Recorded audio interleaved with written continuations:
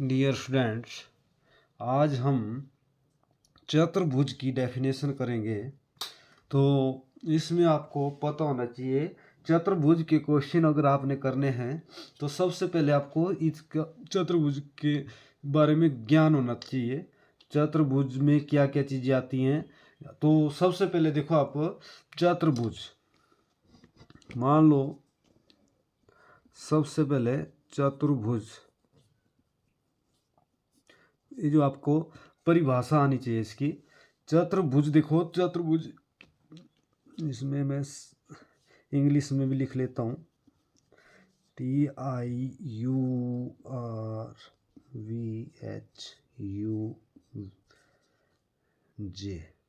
ठीक है, इस तरह चतुर्भुज। तो चतुर्भुज जो है, आपने सबसे पहले चतुर्भुज किसे कहते हैं, तो आपने क्या लिखना है, चार सररेखाओं से घिरी हुई क्षेत्र को या चार रेखाओं से घिरी हुई आकृति को चतुर्भुज कहते हैं। तो ये आपकी मान लो चतुर्भुज आ गई, तो चतुर्भुज में सारी चतुर्भुज आ गई। जैसे इसमें चाहे आपकी इस तरह का कोई चित्र हो, इस तरह का, इस तरह का, इस तरह का, इस तरह का,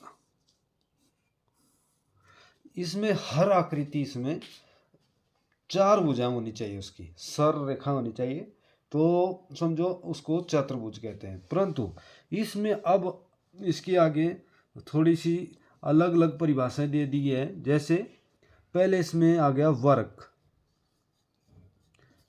तो नंबर 1 पर मैंने आपको वर्ग की डेफिनेशन बतानी है।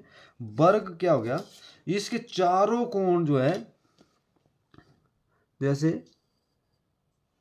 चारों भुजाएं, मैं फ्री हैंड ले रहा हूं, इसके मान लो ये 4 सेंटीमीटर है तो ए भी 4 होगी, ए भी 4 सेंटीमीटर, ए भुजा भी 4 सेंटीमीटर, और इसके चारों कोण 90 डिग्री के होंगे। तो इसकी डेफिनेशन आपको हर बच्चों को आनी चाहिए। इसमें जिसकी चारों कोण और चारों भुजाएं बराबर हो उसे हम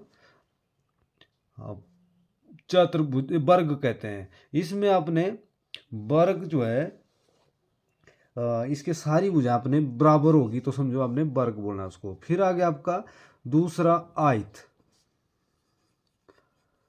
आयत के बारे में, आयत जो है इसका भी आपको यही है, परंतु इसमें एक इसकी आमने सामने की भुजा बराबर होती है। जैसे मान लो मैंने एक चित्र बना लिया, हर कोण इसका 90 डिग्री का रहेगा, इस तरह, परंतु इसकी आमने सामने की भुजा बराबर होती है। मान लो ये 2 सेंटीमीटर है तो ये 2 रहेगी, अगर ये मान लो 5 सेंटीमीटर है तो 5 रहेगी। ये जो है इसकी तरह ही इसकी परिभाषा है, परंतु इसमें सारी भुजा बराबर होती है, इसमें सिर्फ आमने सामने की भुजा बराबर होती है। और इस तरह इसको आपने करना है। इसका आयत की डेफिनेशन आपने क्या लिखनी है, जिस चतुर्भुज की आमने सामने की भुजा बराबर हो तथा चारों कोण 90 डिग्री के हो उसे हम आयत कहते हैं। फिर आगे आपका 3 नंबर लिखता हूं मैं, इसमें आपने करना है, मान लो विषम बाहु चतुर्भुज, ये आ गया विषम बाहु चतुर्भुज।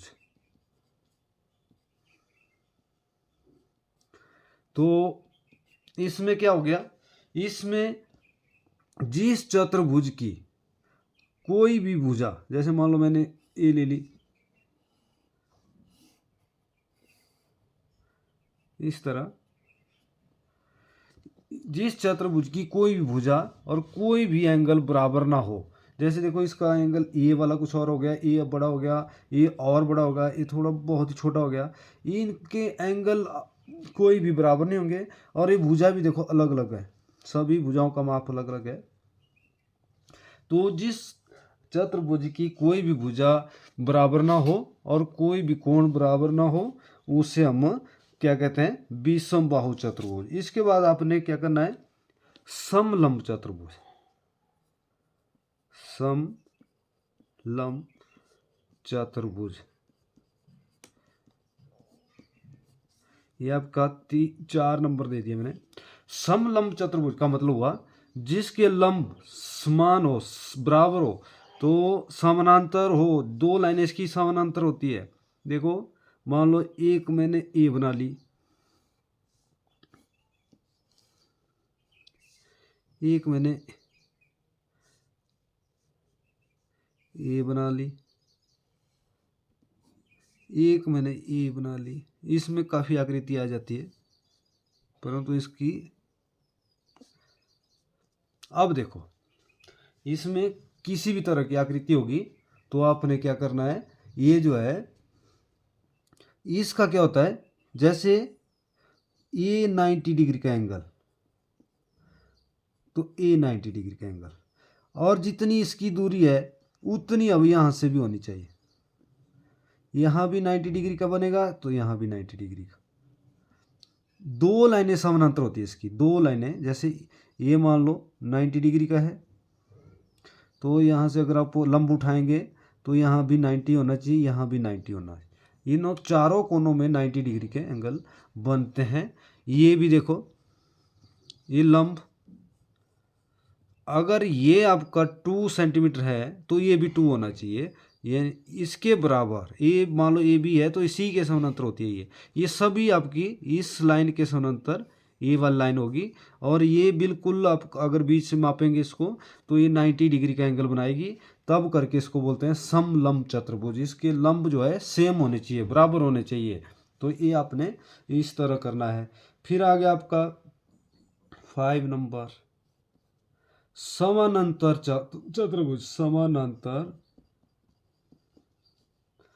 चतुर्भुज। ये आपको पेपर में काफी बार आती है। समानांतर चतुर्भुज का मतलब हुआ ये जो है, मान लो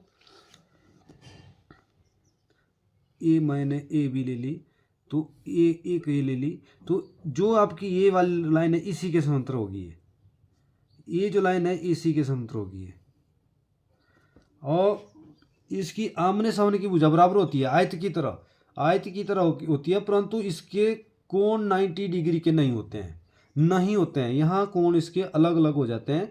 जैसे ये मान लो 2 सेंटीमीटर तो ये भी 2 होगी, अगर ये 5 है तो ये भी 5 होगी, परंतु इसके एंगल 90 डिग्री के नहीं होंगे। यहाँ पर 90 डिग्री के एंगल हैं, तो आपने इस तरह इसको देखना है। ये जो आपका बिल्कुल समानांतर चतुर्भुज अगर पेपर में आता है आपको किससे कहते हैं, क्या होता है, तो इसकी आमने सामने की भुजा समान होती है, बराबर होती है, परंतु इसके एंगल बराबर नहीं, ये 90 डिग्री के नहीं होते हैं। ये इसकी डेफिनेशन लिखनी है आपने, बिल्कुल आसान है। फिर आ गया आपका 6 नंबर, मान लो आसन चतुर्भुज, आसन चतुर्भुज, इसको हम पतंग रूपी भी कहते हैं, पतंग रूपी चतुर्भुज। इसमें भी आपने क्या करना है, ये आपके पास इस तरह मैं आकृति बना लेता हूं, पतंग की तरह होती है ये।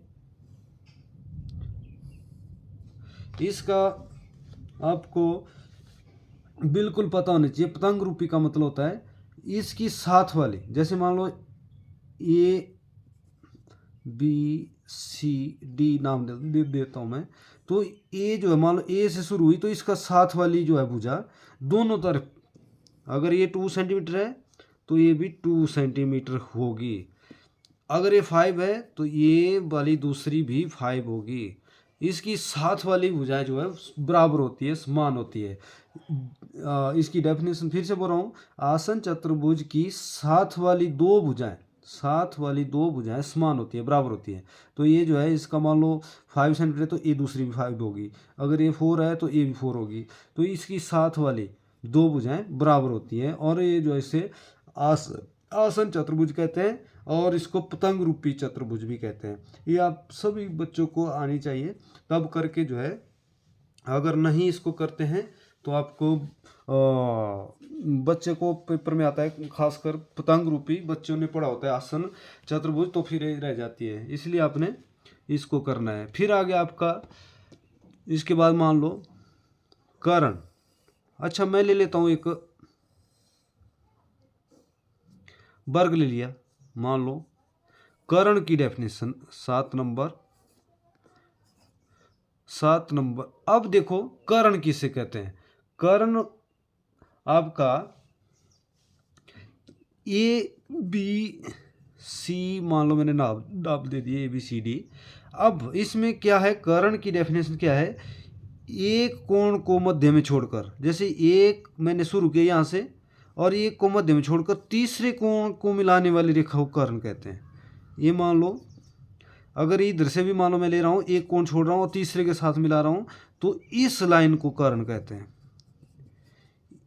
एक कोण को मध्य में छोड़कर, एक को ले लिया मैंने, दूसरे को छोड़ दिया, तीसरे कोण के साथ मिलाने वाली रेखा को कर्ण कहते हैं। ये पेपर में आता है खासकर कर्ण किसे कहते हैं। तो बच्चे जो है उधर ऐसे ही हम फिर देखते हैं भी, ये तो कर्ण जो है हमें पता नहीं है क्या चीज़ है। तो कर्ण जो आप चाहे इस तरफ लें चाहे इस तरफ लें, एक कोना छोड़ना है आपने। मान लो ये यहाँ से शुरू किया तो एक छोड़ दिया, फिर तीसरे कोण के साथ मिलाने वाली रेखा को कर्ण कहते हैं। ये आपको पूरी परिभाषा आनी चाहिए, तभी आप चतुर्भुज के क्वेश्चन कर सकते हो। तो इस तरह आपने करना है क्वेश्चन, और तभी आगे आप चतुर्भुज के क्वेश्चन कर सकते हो। Thank you.